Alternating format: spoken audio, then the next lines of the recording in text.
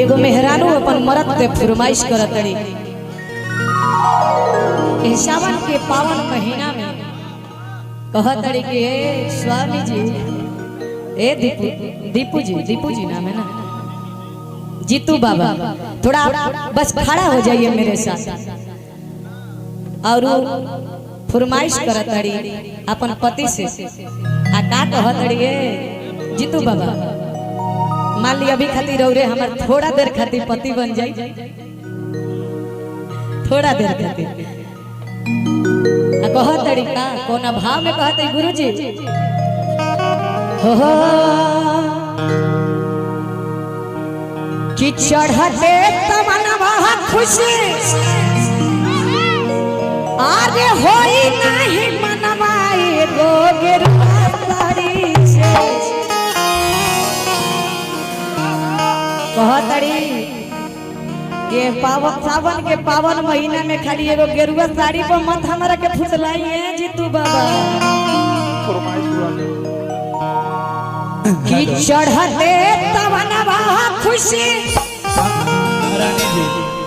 अरे होई नाही मनवाए गो गेरुआ साड़ी। हमो हरान बानी खाली पतिए बनला के चक्कर में। कबो आदित्य राज के पति ऊ बनावो तरी, कबो रउआ बनावो तनी, हमो हरान के हमार सौभाग्य बा। सौभाग्य बाकी बाबा के दरबार में रउरा पति बनत नहीं। भाव कलाकार के पास भाव होना चाहिए। कौना भाग लेके आयल बारा हो, बहुत बड़ा भाग लेके आइल बनी। कितना के पति बनबा हो, यही तो अनुभव करना है। हम लोग का मौका दीजिए। हो कि गेरुआ साड़ी के बोला का कहे के चाहता रू? कि चढ़ते तवनवा खुशी आरे होई नहीं मनवा खाली गेरुआ साड़ी। हो कि गेरुआ साड़ी। और इधर आ जाइए आप, यहाँ पे आइए। कि देवे घरे ले चला ता जनवा हो पथनवा से गाड़ी पे आया दुनिया के गाड़ी। ले चला ता जनवा हो रनभैया के गाड़ी पे रनभैया के गाड़ी।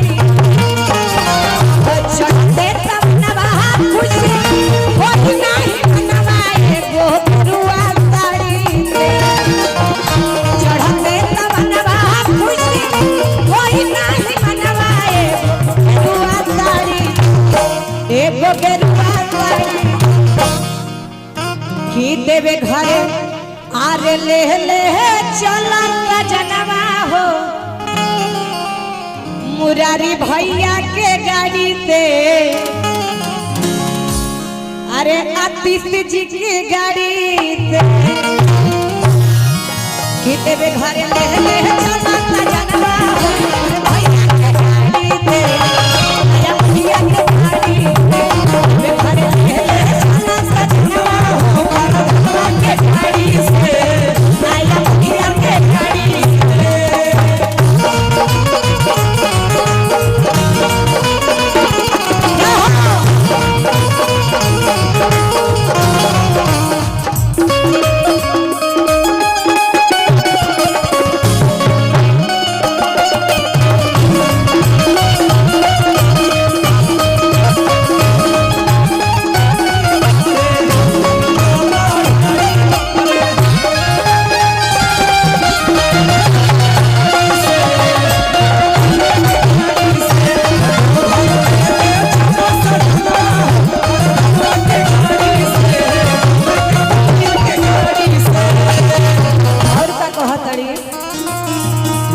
जो भी अपना मरद संगे बाबा धाम जाता, बाबा धाम जाता हो, बाबा धाम जाता।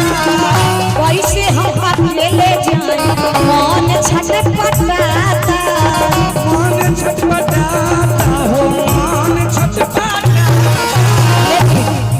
यही में एगो धीरे धीरे यही में एगो और का भाव लागल है। औसो के साथ में बोलाई बाकी ना आई पा।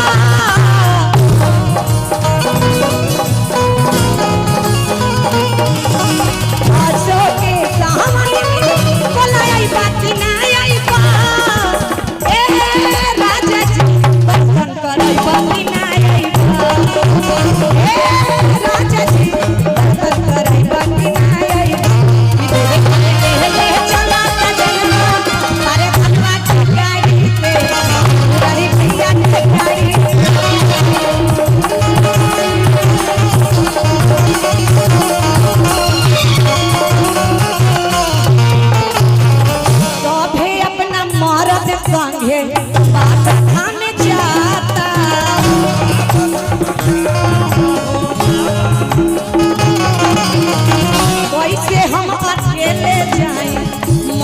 छटपटाता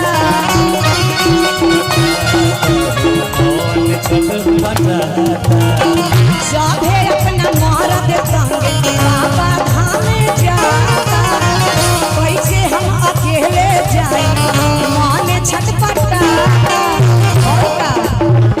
आगे बोला चढ़ते तमनवा खुशी हे राजा हम चाह देखो कि हमनी के देहात गांव हो। अच्छा सौभाग्य बा कि तू हमरा घरे आइल बाड़ू तो हम चाहब कि तनी आंचल भी मूड़ी पर रख लो काहे कि तहार ससुर भसुर बोल बाटे ससुर जी भी बैठल बानी उनकर लइका बानी हम भसुर लोग बैठल बता तनी सभ्यता संस्कृति में हाँ ई एगो भारत के नारी के स्वभाव है। अब गाओ बहुत बड़ी कि नया नया कन्या बनी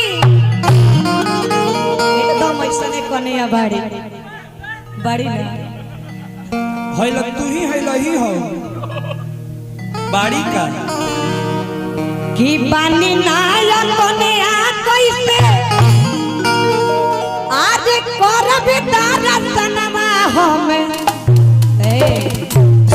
तनी ऐसे ना तनी डिस ब्रेक लेके हाँ कि नया नोहर कन्या बनी आ करबे कैसे दर्शनमा हो कि भोले भंडारी कि बाबा भोले भंडारी कि देवे घर ले चला सजनवा पर धनवा के गाड़ी पे अरे मुखिया के गाड़ी देवे घर ले चला सजनवा पर धनवा के गाड़ी से मुखिया के गाड़ी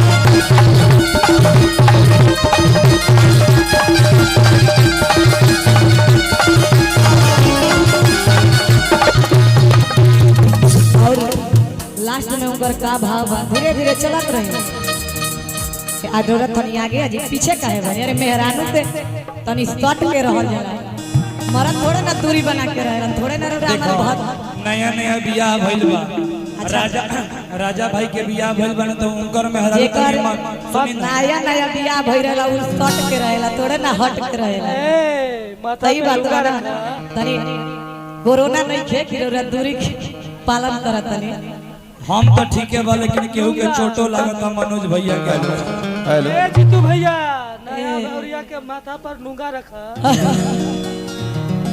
और कहा तरीका लुगा धर पहिरे लुगा धरा अब गावा अब गए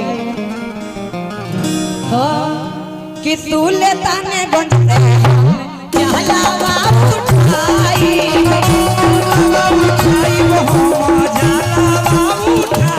बोले बामे बोलते हम रहिया पार हो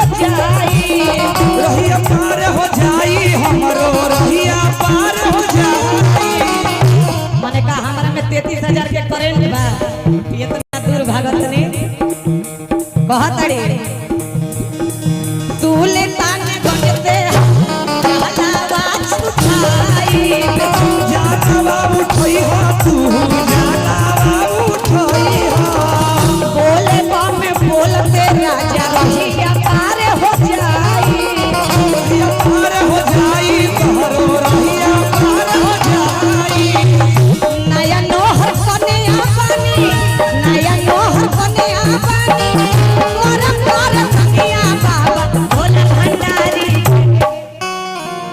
मान लो नया नोहर कन्या बनी आ तू छोड़ देब हाई भीड़ भड़ाका में अगर हम भुला गई तो कहाँ खोजब तारा एक मिनट तारा विश्वास कैसे हो गल कि तारा के हम छोड़ छोड़ दो तू तू छोड़ देबू तो हम जियब कैसे, अपन फाटल करेजा के सियब कैसे।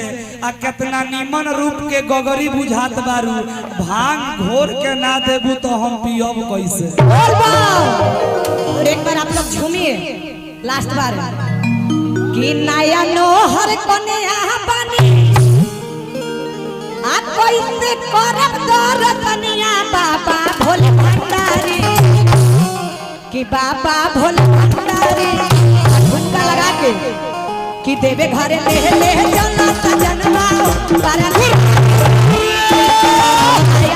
के भाड़ी चला